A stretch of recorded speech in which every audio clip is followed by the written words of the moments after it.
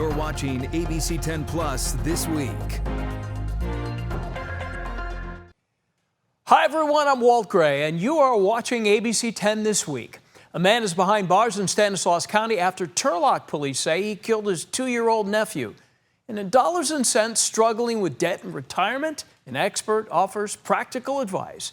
Then we hit the back roads. John Bartel takes us on a unique tour through the Napa Valley in a motorcycle sidecar. ABC10 This Week starts right now. Hello, everyone. Thanks for joining us. I'm Chris Thomas. I'm Laura Painter. We start tonight with developing news. Right now, a man is in jail accused of killing his 2-year-old nephew and setting a home on fire. It happened in Turlock Wednesday morning at a home on Expedition Avenue, not far from Lander Avenue. ABC 10's Gabriel Porras is live at police headquarters with the latest on the investigation. So, Gabriel, tell us what you're learning tonight. Yeah, Chris and Laura, the district attorney for Stanislaus County tells me that the case is still under review for possible charges. A decision is expected on that on Friday. For now, as you mentioned there, the toddler's uncle remains in jail as the community grieves and tries to find answers. In the overflowing trash bin outside this Turlock home are remnants of what happened Wednesday morning. And on the front walkway, signs of how the community feels today. This is a very unimaginable case. It's very hard for everyone involved. Neighbors said the same. Many of them didn't want to talk on camera, too saddened, too shocked by what happened. The Turlock fire was dispatched to a working structure fire in the 1200 block of Expedition Avenue. And when crews arrived on scene, they immediately noticed a house engulfed in smoke and flames. PD also responded, more so as a resource for to evacuate neighboring residences. But the priority for police quickly shifted. Neighbors reported seeing someone leaving shortly before the house caught on fire. Police say the suspect is 29-year-old Richard Regalado. They say he ran away from the flames, leaving his 2-year-old nephew alone inside. And then once the fire was under control is when they unfortunately discovered the body of the 2-year-old. The fact of the matter is the child was in his care, the fire happened, the child was dead. So his actions led to the murder charge. The parents are just as much the victim in this, so please keep them in your thoughts and prayers. Police say the toddler's parents trusted his uncle to watch after him. The boy's father was at work and his mom had gone to run an errand, never expecting the debris and now the grief. It's going to be a long road for them. You know, they lost everything. The police say their investigation is still active. The cause and origin of the fire will be part of that, but they tell me they do believe that the fire was intentionally set. Live in Turlock, Gabriel Porras, ABC 10. This is an active investigation, like you said, so anyone with information is asked to call Turlock Police. Gabriel, keep us posted as you learn more. Thank you. Here's what we know. We just spoke to a grandfather who says he was shot in the head. It happened at his home in Oak Park. He's one of 4 people who were hurt, along with a 4-year-old. Sacramento police say they're still looking for a suspect involved in what they're calling a potential drive-by shooting. ABC 10's Roxanne Elias is live at police headquarters. So, Roxanne, tell us what you're hearing about that victim. Well, Chris, after hearing from these victims and these neighbors, the shooting has left everyone shaken up. And they say, especially since they know there is a suspect still out there, they say that it is a miracle that despite being shot, no one was killed in this shooting. It felt like I got hit in the head by a rock. Frederick Rutledge says he was sitting in this very same spot on his living room couch when he began hearing gunshots outside his home in Oak Park Wednesday evening. I was watching TV and everything. Then I heard pop, pop, pop, pop, pop, but it was just right outside, So I went to stand up. And then when I stood up, I told my wife, I said, I think I've been hit. The grandfather and father of 2 says a few bullets went through the wall directly in front of him. He sat up and told his wife to drop to the floor. And then he realized he was shot in the side of his head and asked his wife to call 911. The 66-year-old says he was taken to the hospital where he stayed overnight and a surgeon removed a bullet from his head. It went in here and then it stopped right about here. Rutledge is one of 4 victims Sacramento police say were shot Wednesday afternoon on 9th Avenue. Police say the other victims include another man, a woman, and a 4-year-old child. Everybody on the street was in fear for their life. It could have killed anybody. Bullets flew everywhere. Hit this house, hit their house. Jack Lois lives directly across from the home where he says his neighbors were hit. He's been in touch with the family and the grandmother of the 4-year-old grandson, who he says are both now recovering from the shooting. She's doing well. She's still in ICU, but she was shot in the chest and in the stomach. And right now she got a bullet lodged behind her heart. And I heard she just finished her 4th surgery. She's in ICU, but she's supposed to live. Thank God, and thank God for all the prayers from everybody. He says the shooting happened too close to home. The car parked in his neighbor's driveway, showing the evidence left behind. Police and residents now searching for those behind the gunfire. Turn them in. Check your cameras. Check everything. We got to get them.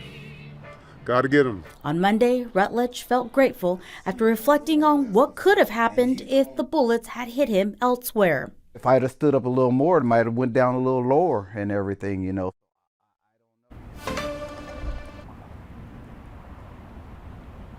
Police say all victims are expected to survive. No one has been arrested at this time. And right now we're still waiting.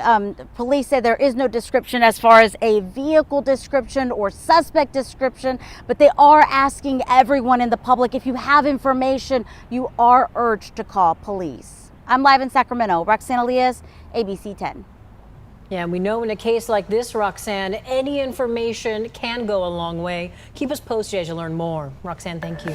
Tonight, the search is underway for a person who fired a BB gun at a No Kings protest over the weekend. Take a look. This was the view in Auburn Saturday. The Placer County Sheriff says the victims range in age from their 20s to mid-90s. Yeah, people and their signs were hit multiple times. Tonight, ABC 10's Paul Sanga is talking to some of those victims. All of that happening this weekend near this intersection of Bell Road and Highway 49. So the search is on for that suspect, and police is asking for your help. What started as a peaceful protest quickly turned painful. It's just a shame that they had to resort to violence. Paul, who did not want to share his last name, says he was hit multiple times, leaving behind welts and bruises across his body. Didn't know how bad it was. It turned out it wasn't that bad, but it was painful. And again, it could have been a real gun. He says the shots came fast and from someone inside a passing car. I didn't exchange any words with the gentleman. He didn't say anything back to me. All he did was point the gun and shoot and take off. For his wife, Lisa, watching it unfold was terrifying. It's cowardly, I think, to do that and then take off. The Placer County Sheriff's Office says at least 6 people, ranging in age from their 20s to mid-90s, were hit. Suzanne Varner was standing nearby. I'm on blood thinners. I got hit, and somebody could have gotten hit in the face. And also, whatever kind of gun that was, it was pretty high powered, even if it wasn't, a lethal weapon. Now the Placer County Sheriff's Office is asking for the public's help, hoping for video or photos. Specifically if it shows the vehicle or the person involved. Just because it's a BB doesn't mean that it can't cause serious injury. Witnesses say the situation unfolded quickly and could have been worse. In my opinion, it is a hate crime when you target a group. I mean, there's no difference between that and some of the other attacks on synagogues and attacks at church. Investigators say they won't know the exact charges until a suspect is arrested. Community leaders say the violence won't stop future demonstrations. They were clearly trying to intimidate people and silence us, but no, it's not going to stop us. And for Paul, hopefully there's not a next time. The Sheriff's Office is asking anyone who may have witnessed this or recorded any video around that time near this intersection to reach out to them as the search for the suspect continues. Reporting from Auburn, Paul Sanga, ABC 10. And Paul, thank you. The Sheriff's Office says charges could include felony reckless discharge or assault with a deadly weapon. Local Democratic leaders say they are working on safety changes for future protests and stressed those events will continue. Continuing coverage tonight, a Sacramento mother deported after a routine immigration appointment is now back home. It's a story we first brought you in February. Maria de Jesus Estrada Juarez, a DACA recipient, returned home after a federal judge declared her removal unlawful and ordered the government to bring her back. ABC 10's Garshpal Sangha is live in the studio tonight with more on what she had to say and also what comes next. Yeah, Chris, Maria is that DACA recipient, has lived in the U.S. for decades, and a federal judge ordered her return after ruling that her deportation violated due process. Back home, but still shaken, Maria de Jesus Estrada Juarez back in Sacramento, weeks after being deported to Mexico. Just 2 weeks ago, I didn't know if I would ever be back home. I didn't know when I would see my daughter again. Maria came to the U.S. as a teen, later protected under DACA. In mid-February, she showed up for a green card interview. She never made it back home. I didn't get to prepare. I didn't get to say goodbye. I didn't get a real chance to speak to a judge or defend myself. Agents detained her, citing an old removal order when she was 15. Quickly, things can go wrong, even for people who are doing everything right. Stacy Tolchin, Maria's attorney, says there was no warning and no lawyer. I hope people understand how dire the situation is now. I mean, this is really a case where the law was not followed. A federal judge ordered her return after calling the deportation unlawful. Her daughter and employer say the separation was devastating and shocking. One moment she was with us, and the next she was gone. You hear it all the time, but to see it up close and personal, it was still disbelief. The leaders call Maria's case part of a larger problem. I'm still worried about the thousands of other people that are going through what Maria went through. And Maria's legal fight isn't over. She's still challenging her green card denial and waiting on her DACA renewal. I wish all the damage would be corrected just like that, but it's going to take a lot of time. It will take a lot of time. And Maria says she plans to take some time to recover, but also use her experience to speak out and advocate for others going through a similar situations. Chris and Laura. Yeah, Garshpal, thank you. But the fate of birthright citizenship is now in the hands of the Supreme Court. Another big story today. Justices today heard oral arguments in the case. It stems from a challenge to Trump's executive order signed on Inauguration Day, January 2025. The administration wants to end birthright citizenship for the children of non-citizens, arguing the policy has been taken advantage of by undocumented immigrants. In a first for a president sitting, Trump made an appearance at the court today. He left during plaintiff arguments made by the ACLU, who laid out what's potentially at stake. Thousands of American babies will immediately lose their citizenship. And if you credit the government's theory, the citizenship of millions of Americans, past, present, and future, could be called into question. Again, it was the first time for a sitting president to attend this. After he left the court, President Trump claimed the U.S. is the only country in the world, quote, stupid enough to allow birthright citizenship. This is not true. According to Citizens International, at least 30 other countries allow it, including Canada, Mexico, Brazil, and Argentina. ABC 10's Becca Habegger joins us in studio. And Becca, you actually spoke with a local legal expert about her take on today's hearing, right? Yeah, that's right, Alex. A McGeorge School of Law professor tells me she's always hesitant to draw strong conclusions from the questions the justices ask, saying they asked tough questions of both sides today. But she said there's a lot of legal precedent for upholding birthright citizenship as we know it. This was the scene Wednesday morning outside the U.S. Supreme Court. Demonstrators in favor of and opposed to birthright citizenship as established in the 14th Amendment to the Constitution, which says all persons born or naturalized in the United States and subject to the jurisdiction thereof are citizens of the United States. It says if you're born in the United States, you're a citizen. Leslie Gilo-Jacobs is the Anthony Kennedy Professor of Law at University of the Pacific's McGeorge School of Law. She says the 14th Amendment came after the Civil War to ensure formerly enslaved black people were granted citizenship. But in the more than 150 years since then, courts have applied it in contexts beyond freed slaves. However, on the same day he was sworn in for his second term, President Trump issued this executive order, saying citizenship will no longer be granted to babies born to mothers who are here unlawfully lawfully or on a temporary visa. It never took effect as federal courts blocked it and legal challenges led it here. Professor Jacobs says Trump's argument hinges on the phrase "and subject to the jurisdiction thereof." Here's the U.S. Solicitor General arguing the government's position before the justices Wednesday. Only audio recording is allowed of Supreme Court hearings. In 1884, this court recognized that subject to the jurisdiction means owing direct and immediate allegiance. The clause thus does not extend citizenship to the children of temporary visa holders or illegal aliens. Unlike the newly freed slaves, those visitors lack direct and immediate allegiance to the United States. Professor Jacobs says that's never been how courts have interpreted it. Subject to the jurisdiction has very few exceptions, and it means you're not subject to the jurisdiction if, in fact, you are loyal to a different government. And so the best example of that is diplomats who are here. They get diplomatic immunity. They're in their embassies. It's not part of our government. She pointed out Congress passed a law in 1952 reaffirming birthright citizenship. So in order to overturn the policy, the court would have to find that the president could override not only the words of the Constitution, but also the words that Congress wrote in at a time when Congress would have known that the courts and the government were interpreting those words subject to the jurisdiction as meaning this broad concept of birthright citizenship. California Democratic Senator Alex Padilla was among those rallying outside the U.S. Supreme Court, criticizing the president's executive order. He wants to be able to pick who gets to be un-American and who does. It's wrong, it's un-American, and it's dangerous.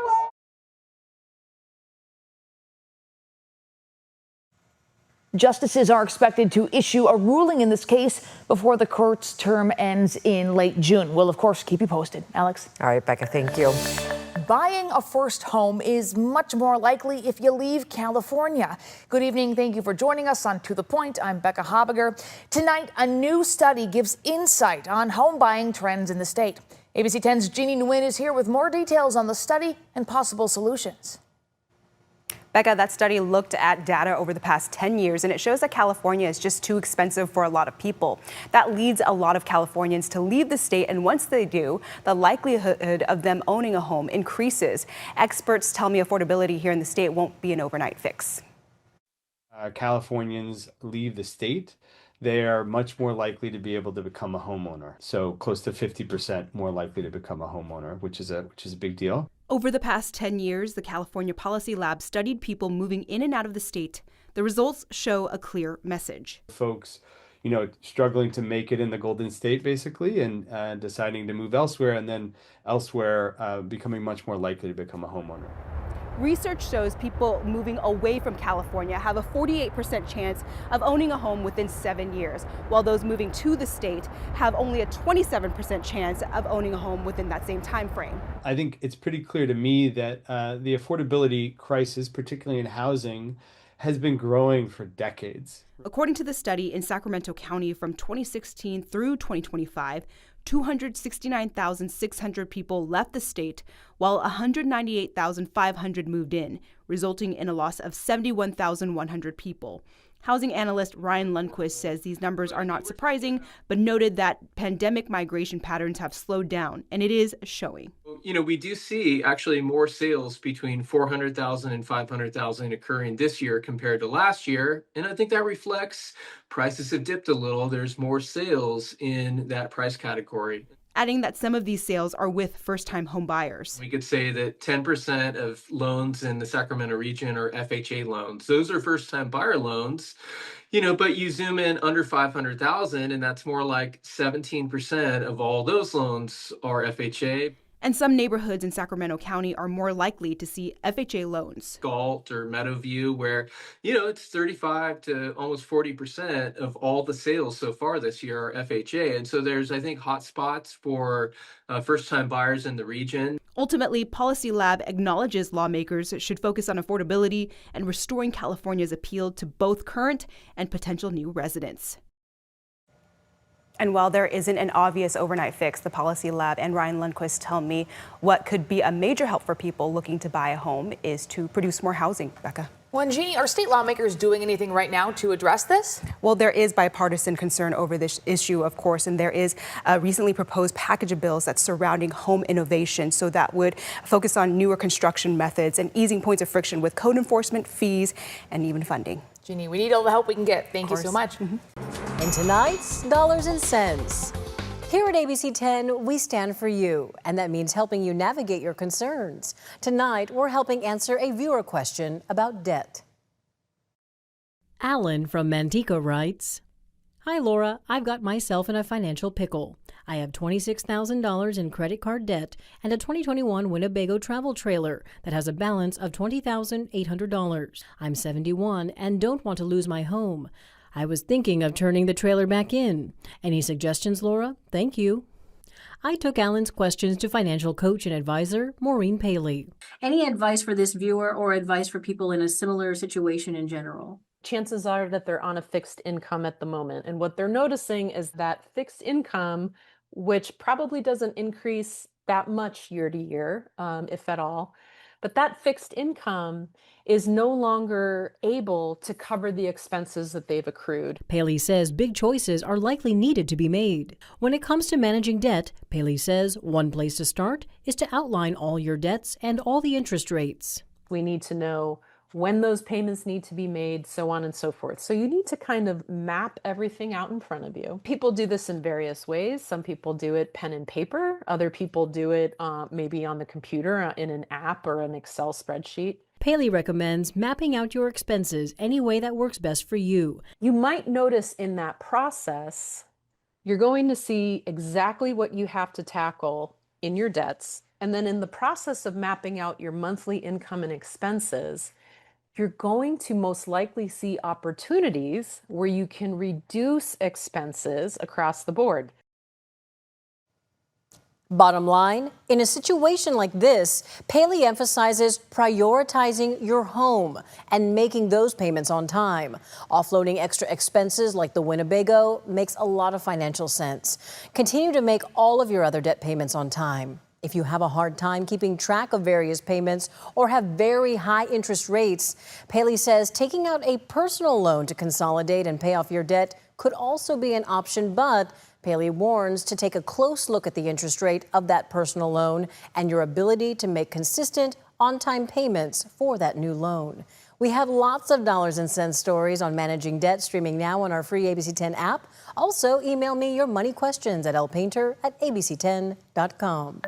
Well, the fight continues in court tonight after Riverside County Sheriff Chad Bianco seized hundreds of thousands of ballots to investigate potential voter fraud. As always, thank you so much for joining us. I'm Alex Bell. Weeks after Bianco's office collected boxes of ballots from last November's Prop 50 election, and Attorney General Rob Bonta sent letters and filed a petition to stop the investigation, things now appear to be paused. I want to bring in ABC 10's Jeannie Nguyen, who is here with the latest updates on this case and also the investigation. Alex, just today, Sheriff Chad Bianco told ABC 10 he is putting a hold on his investigation into claims of election fraud. This comes after the Attorney General and the UCLA Voting Rights Project filed with the courts to demand Bianco to stop his investigation. Now, even though this fight is far from over, the Voting Rights Project believes so far this is a win for them. There are specific procedures that are in place to ensure that the secrecy of the ballots and the integrity of the elections are preserved. And those specific procedures are what the UCLA Voting Rights Project wants Riverside County Sheriff Chad Bianco to abide by during this contentious election season. Partnered with the former Attorney General and gubernatorial candidate Javier Becerra, the organization filed this petition to stop Sheriff Bianco from seizing any additional ballots. We're asking the Supreme Court to intervene, and the more ballots being seized, again, the more mishandling of the ballots that are happening. And again, that's a huge threat to the integrity of the election and the integrity of any recount that takes place. Bianco, who is also a leading Republican candidate for governor, first publicly announced on March 20th he's investigating allegations of miscounted ballots in Riverside County in the November 2025 special election. An audit of those logs received from the Riverside County Registrar of voters allegedly shows 611,428 ballots were cast, but 657,322 votes were reported and certified to the Secretary of State.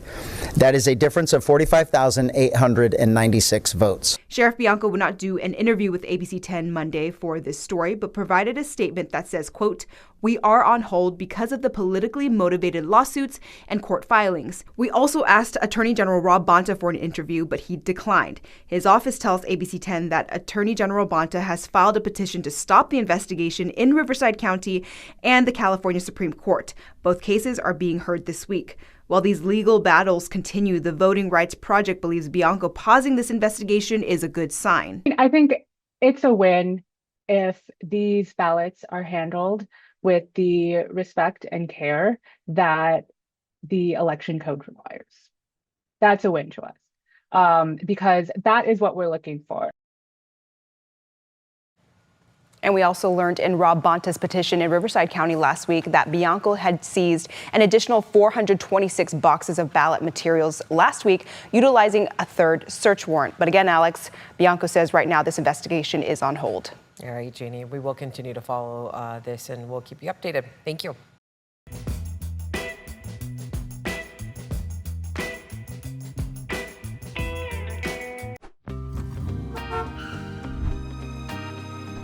The Napa Valley is home to more than 400 wineries that span over 30 miles.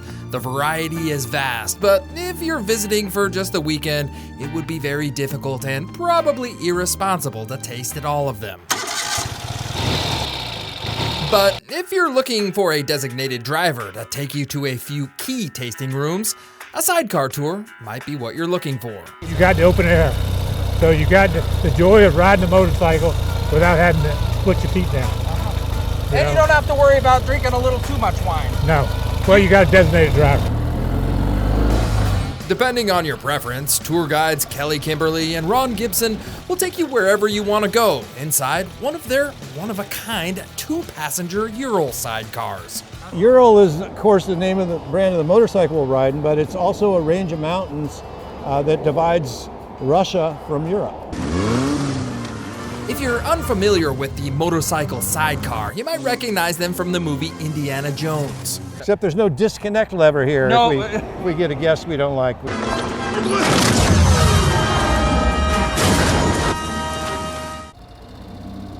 Kelly says the Ural sidecar is a Russian-made motorcycle, but during World War II, the Russians stole the design from the German-made BMW sidecar. And so they ordered them up and shipped them to Russia, and they've been counterfeiting them ever since. So they literally ripped them off then. Yeah, this is literally a counterfeit copy of a 1937 BMW 71R. The sidecar is uniquely designed for giving a smooth ride on and off-road, making it ideal for backcountry drives through the vineyard to see the sights you might not see in a car. Are those sheep over there? Those are sheep over there. What are the sheep doing out here? In an effort to grow green wine, they've got sheep in there eating the grass instead of having a weed whacker. Another nice feature about the sidecar, you can pull over and park wherever you want. Natural lawnmowers. Our sidecar tour took us along the Vaca Mountains, where we drove up multiple vineyards with castle-like tasting rooms. Eventually, we made it to the small town of Yountville, which is known for its fine dining and many shops. Yountville being the very first community ever established in Napa Valley back in the mid-1800s, like 1860s. Finally, a trip to wine country wouldn't be complete without taking a picture in front of the Welcome to Napa Valley sign. But beware, you might have to share your seat with other curious wine tasters who want to go for a ride. Visiting Napa doesn't have to be all about the wine. You can add a little excitement to it. Just be prepared to have a little helmet hair after you ride. Riding the sidecars through Napa Valley, I'm John Bartell. Hope to see you on the back roads.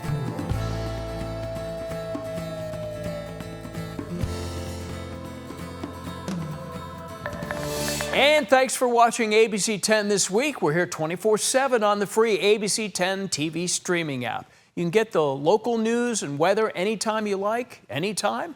I'm Walt Gray. Take care. We'll see you next time. And remember, the ABC10 Weather Impact team is always here for you 24/7. Get the latest conditions anytime with our live 24/7 radar on our free TV streaming app. Just scan the QR code for easy instructions to download the ABC10 app wherever you stream ABC10.